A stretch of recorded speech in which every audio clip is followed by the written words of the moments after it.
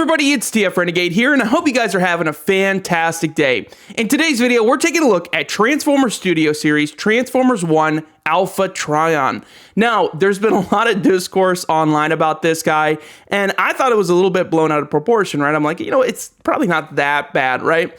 Ooh, buddy, this guy has definitely got some problems. So how about we take a closer look at him? So starting off in his robot mode, we can see that Alpha Trion looks pretty good. I actually don't have any complaints about his looks. Actually, I have a little bit of praise because I really do like the molded details on this guy. He's got some rust going on here. He's got a lot of dents because he's been in that cave for so long. And even on his backpack, he's missing a big chunk over here. And I think that just looks really cool. And even this shoulder, he's missing a chunk over here. So I really love the details on the figure. And the paint looks good as well. I mean, his face really doesn't have a lot of paint. He's just got some on his eyes and the crest over here.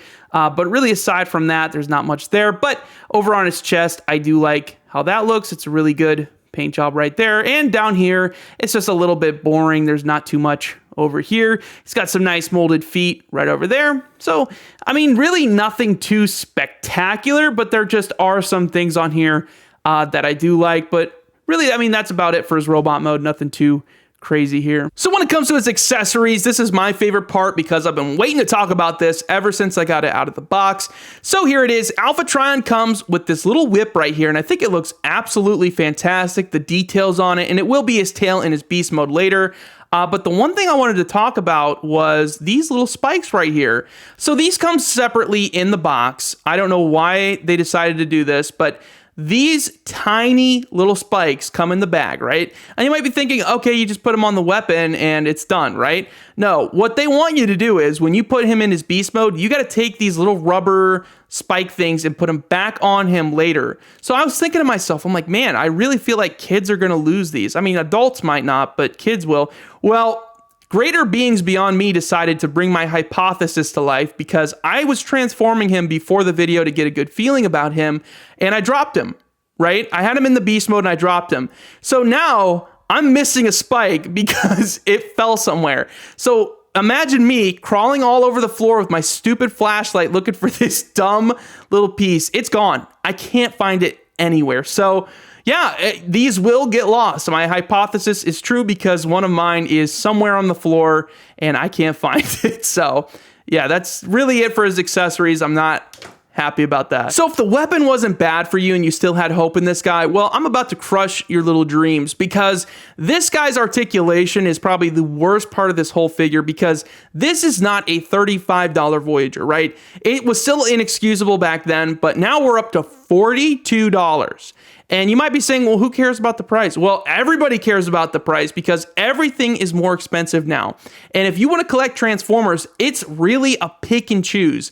So why would they release this figure in this condition? And let me show you what I mean. So when it comes to the head, I think it's probably the best part when it comes to the articulation on this guy. So he can look over to the left, he can look to the right and all the way around like so. It's on a ball joint, so he's got a lot of articulation right there. When it comes to the arm, you can stick that sucker all the way out. And you can also move it all the way around like so you don't have any problems there. He does have a bicep rotation and an elbow bend. We love that. But when it comes to the wrist, nothing with the wrist. It's just stuck in place. So that's a bit of a bummer.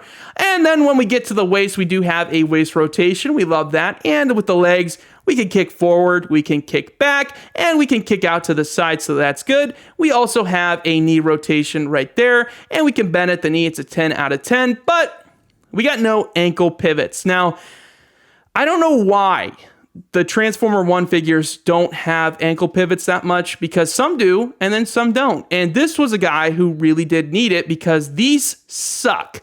Now, every time you try to make him stand, I mean, I always have problems making him stand up straight because he just can't move his ankle. So when it comes to him, you can make him stand to a degree. So for comparison, here he is next to Bumblebee from Transformers 1. And, he is just a little bit too small in my opinion. I think he should be much bigger than Bumblebee, but as it is, I think they look okay. And here he is next to Transformers 1 Starscream. Again, the height just looks a little bit off to me. And here he is with Transformers 1 Optimus, and they look pretty good. Here he is next to Transformers 1 Sentinel, and as you can see, both Voyagers and Sentinel was a lot cheaper when he came out, and he does have ankle pivots, so I really don't know what happened there. And here he is next to Studio Series 86 Optimus. Of course, Optimus is a much bigger figure, but I just wanted to pull him out so you could see the drastic height difference between the two of them. And here we have Alpha Trion in his beast mode, and I think it looks pretty okay, but I do wish it was done a little bit better, especially back here. I think these legs should have just been condensed a little bit better, but as it is, it's not the end of the world. But I really do like the beast aspect for Alpha Trion rather than a spaceship. I think this is a much cooler look for him. It's my opinion about that. I know a lot of people like the G1 design a little bit more, but for me, I do like the beast of him. As you can see, he's got a hinge back here for his tail, and it is his weapon from his robot mode. And you have to stick these stupid spikes all over his body to complete the look, and I'm missing one, so sadly I have a hole right here, and there's also one on his head right there. As you can see, he's got his little backpack right here, the little chunk missing right there, some nice molded details on the spine. I think that looks really good right there. When you flip him to the bottom, you can see his chest right there. Nothing too exciting over there. On his head, it's actually really cool. I love the paint on here. I love his eye right there. He's got a nice hinge for his jaw, so you can kind of open that any way you want. And he's got a little ball joint right there, so you can move that any way you want to. And the crest from his robot mode on top of his head is right here as well, so it's a pretty good detail. But for some reason, I don't know why they did this, they locked his arms into place. If you unlock these, they have a lot more articulation, so I'm not too sure why they wanted to have this locked in like that, so that's a weird one. But you can untab it and do whatever you want with it, and he's got little paws over here on a hinge. So that's pretty nice. But yeah, that's about it for his beast mode. Nothing too exciting. I think it just looks okay. And for vehicle comparison, here he is next to Bumblebee and Transformers 1 Starscream. Here he is with Optimus. And here he is with Sentinel Prime. And last but not least, here he is with Commander Class Optimus.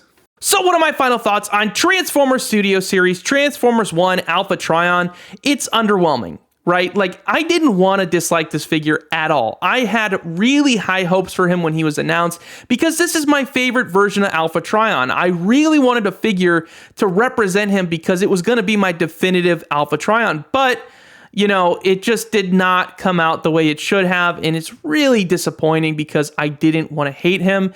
And if I'm going to suggest this guy to you guys, I'm going to say this is a bargain bin Ross sale. You know, like, this is not something that you should go buy for full price at all. It's just not even in the realm of $42. I don't know why they thought they could get away with that. If you like this figure, all power to you, and I think if you enjoy it, that's great.